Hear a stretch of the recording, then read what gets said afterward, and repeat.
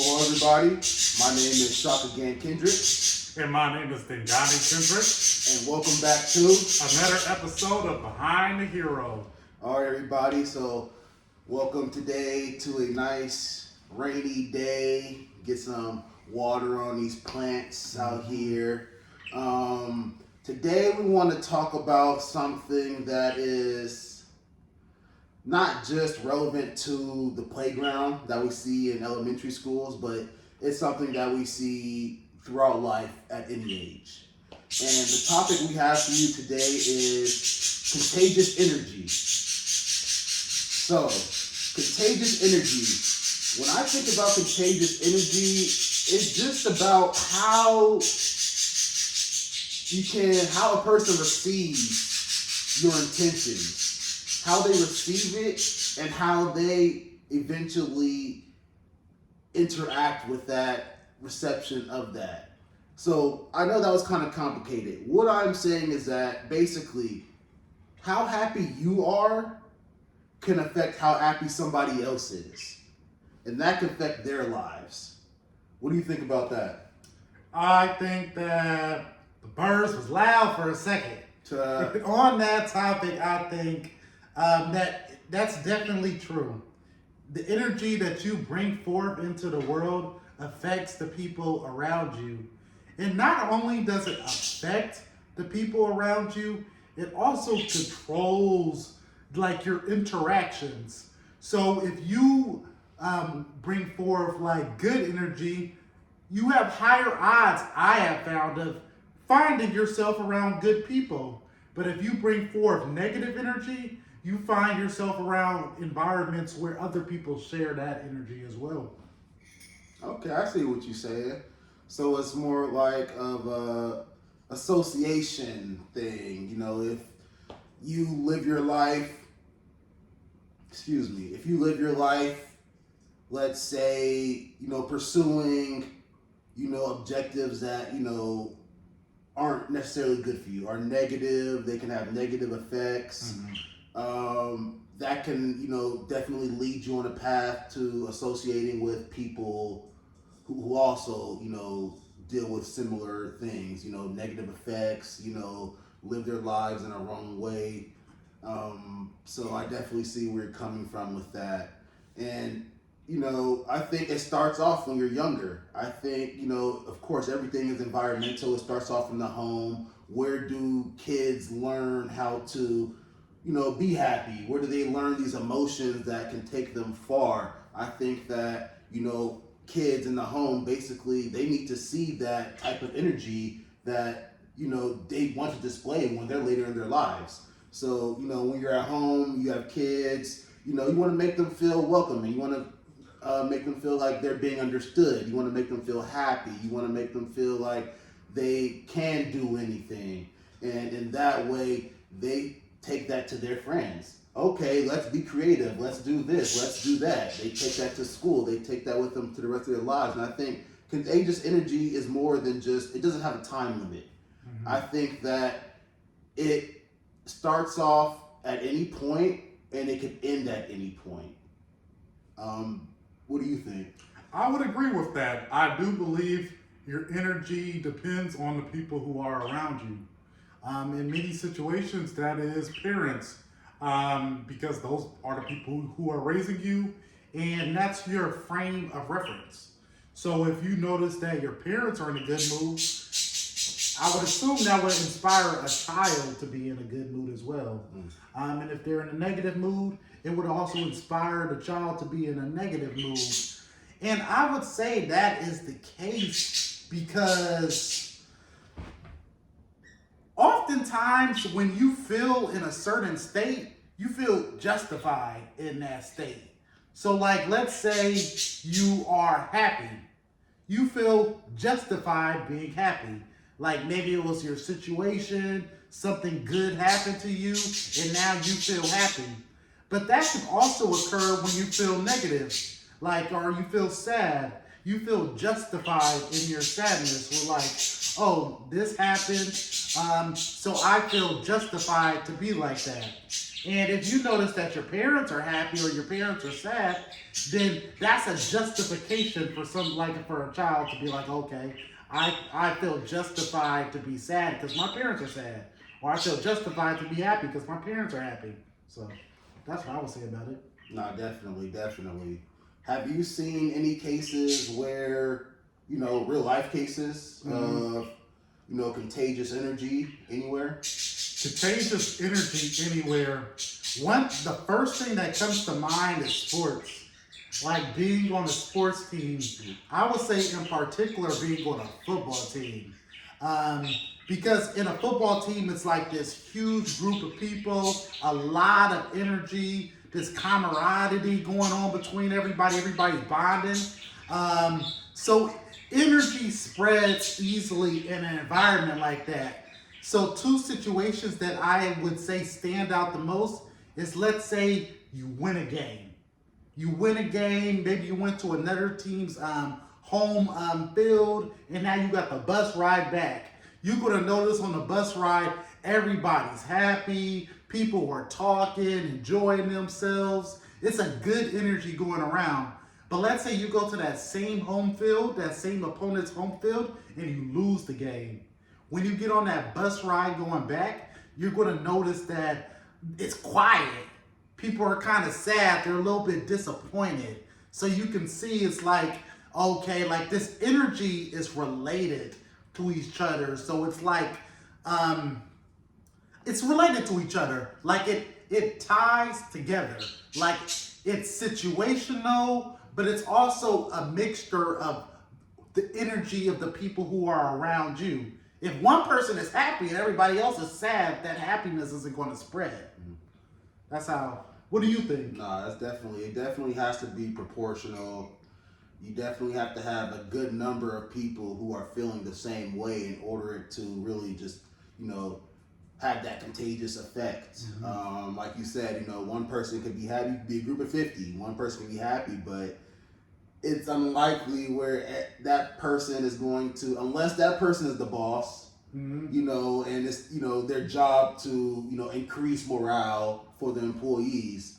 If you're just a group, that one person is unlikely going to really raise the morale of that other 49 people, which is why in order for anything like contagious to happen, that word, proportion has to be key.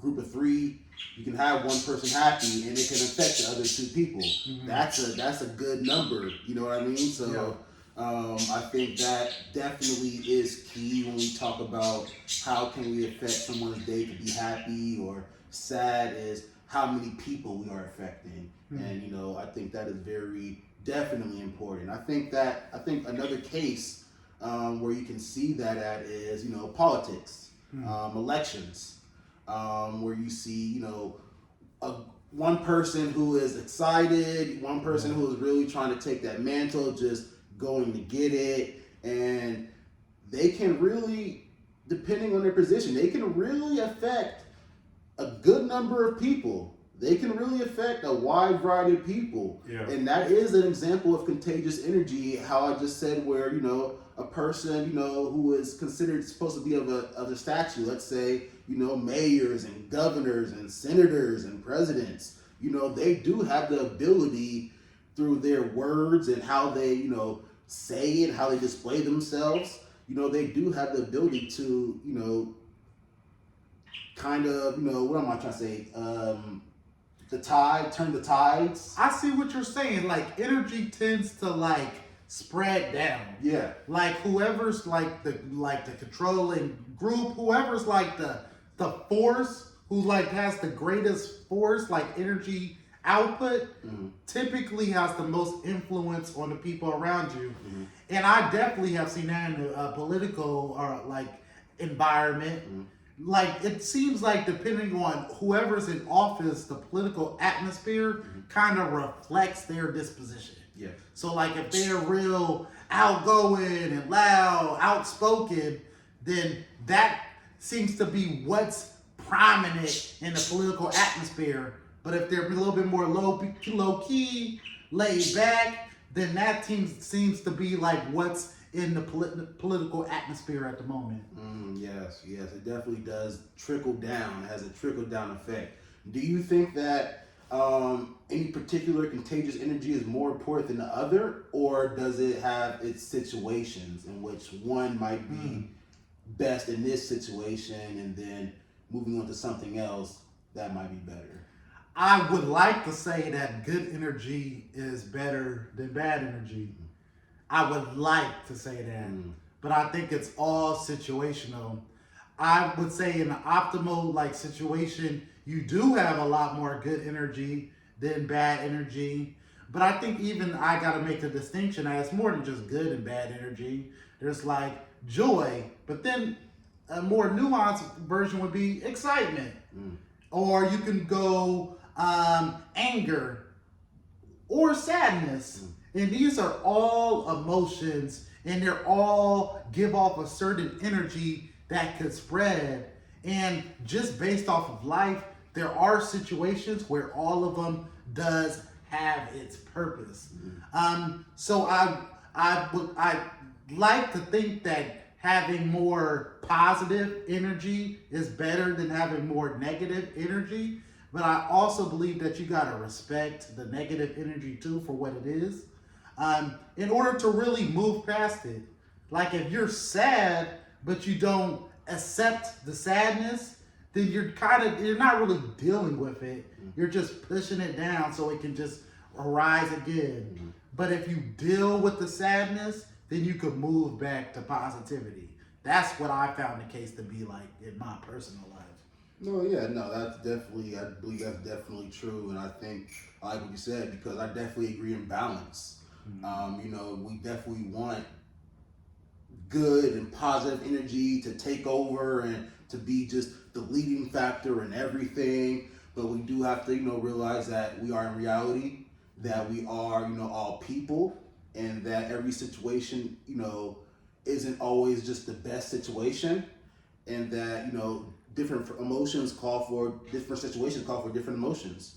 Weddings, of course, you want everybody to be happy, celebrating, this is a, new, reuniting couple, this is really good. But you also have these other situations, that deal with mourning and things like that. So, we definitely want to be able to respect, everyone's emotions and the situation that calls for them. And I believe that comes with, an understanding, like you said, just a balance, to where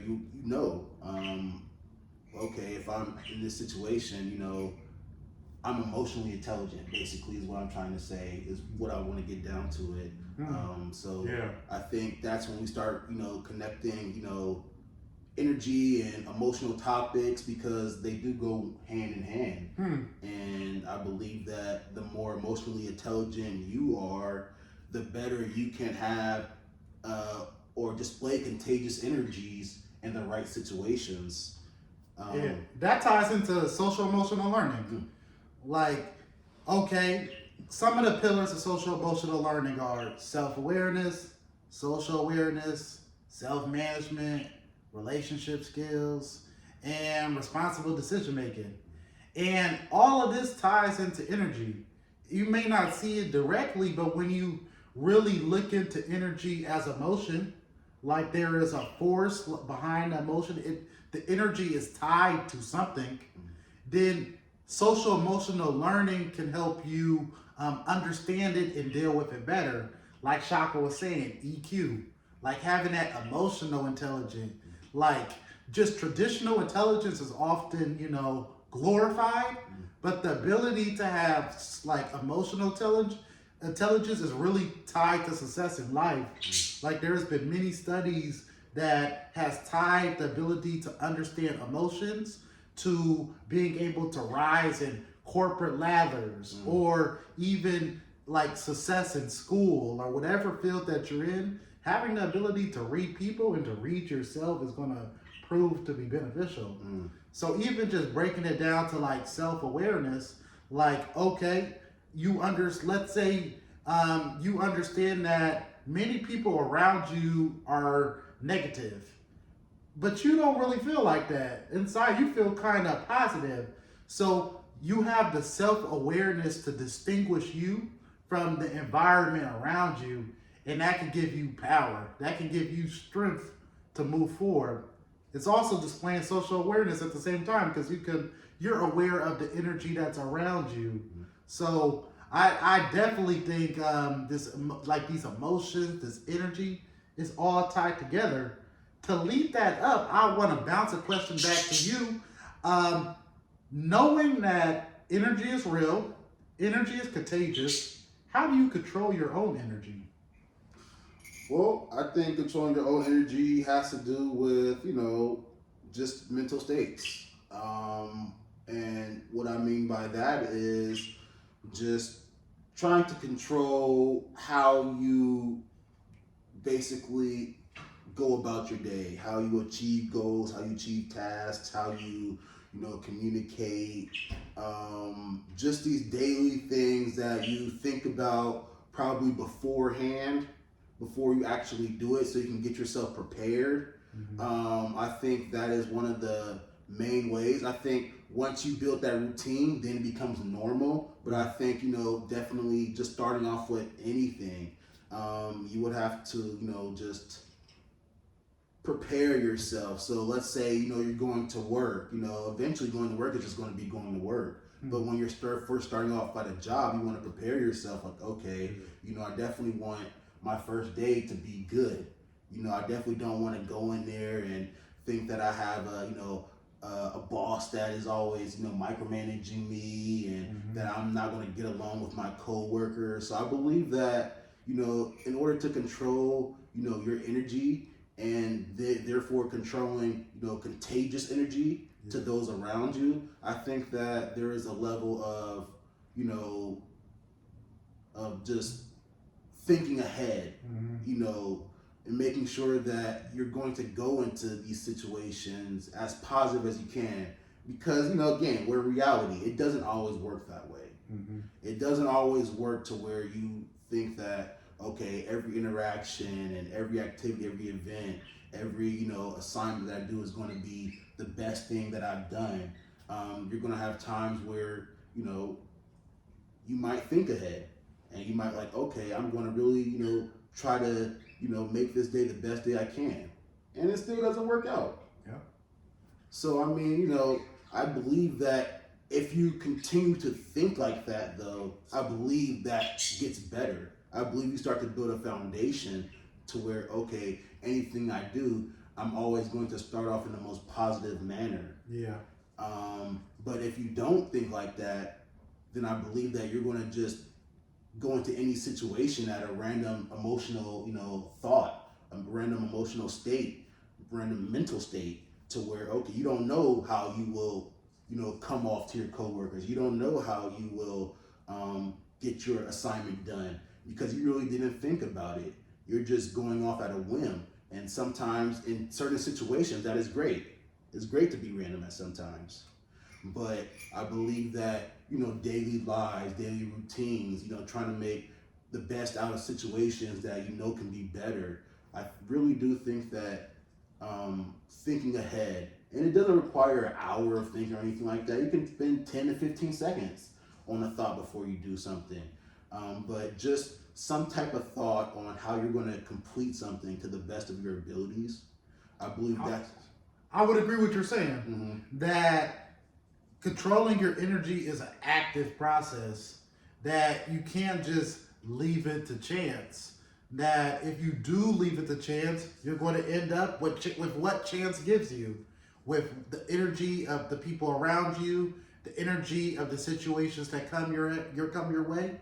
But if you plan ahead and you think about, this is the type of day that I want to have, now you're active in it. You're leading your own energy in a direction that you want to go. No, definitely. I think that's just a bit of advice for, everybody, for those who already do that, inform those who don't do that, just a few seconds, few minutes of thought before you, start your day and, try to make it the best you can. I want to end off with just another question, but just forward thinking. in what ways are you trying to display contagious energies, let's say in the near future, in some way?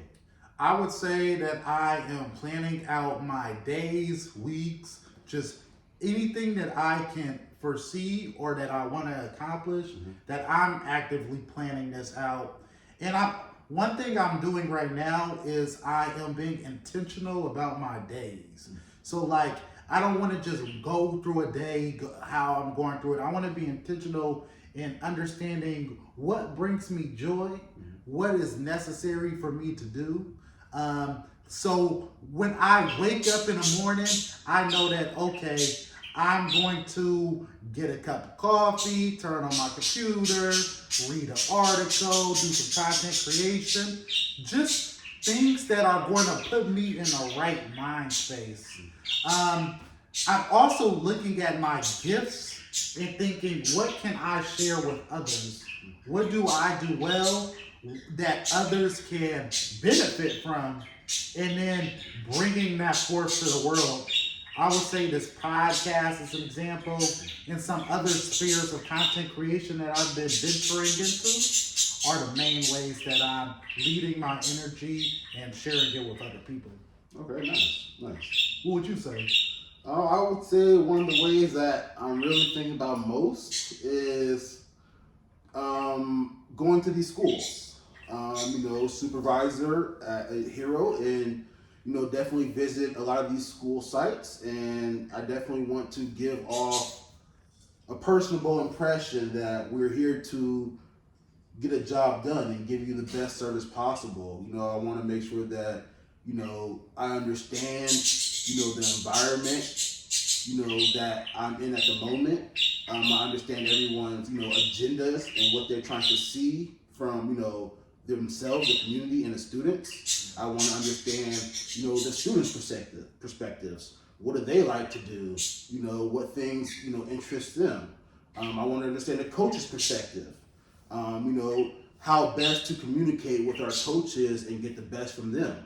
And I just believe that thinking about these things beforehand, and then when I get to the school and trying to implement these things in the best way I can, I believe over time is not something that I've learned that it's not going to happen in a day or two. It's a patient game, and I believe that over time, if I continue this routine, that we will start seeing the best from these people, our coaches, employees, the students, faculty and staff, admin, neighborhood communities, that we'll start seeing the best from everybody, because people are taking that initial time, myself included, that rubs off to the coaches, the faculty, staff, that rubs off to the students, that rubs off to the neighborhoods. So that's the approach I'm coming at, is trying to do the best I can to understand, but also be able to implement what is needed. And that way I'm able to teach others so that they can do the same thing and therefore teach others. So I think that's right now one of the things that are foremost on my mind, and just trying to make sure I get done the best I can. I feel that. Yeah. But I hope that this was an interesting topic for everybody. I hope that you can take this with you, and maybe even tomorrow, try to start off your day with thinking about something that you're going to do positive. Maybe playing with someone who you never played with, if you're a student, or maybe communicating with someone you never communicated with if you're an adult. So I hope you take this with you. It was a great podcast. My name is Shaka and Dingane Gant-Kendricks. And I'm Shaka and Dingane Gant-Kendricks. And this is Behind the Hero. All right, everybody, take care of yourselves. Have a good night. Until next time.